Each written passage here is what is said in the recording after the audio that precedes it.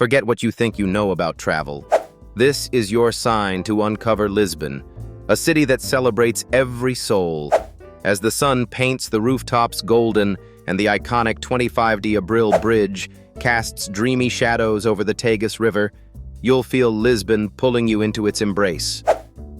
Our first stop, Alfama.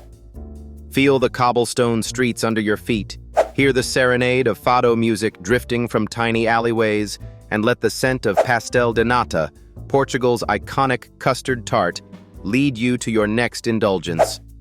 For the ultimate view, head to Miradouro da Senhora do Monte.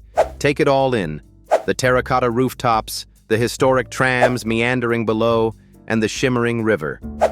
It's here where Lisbon shows you her soul.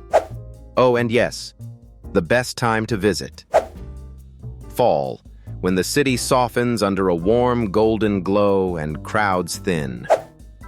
If you're looking for Black-owned businesses to support, stop by Tea's Bakery for quirky, mouth-watering treats, or explore African-inspired fashion at Belisa Market.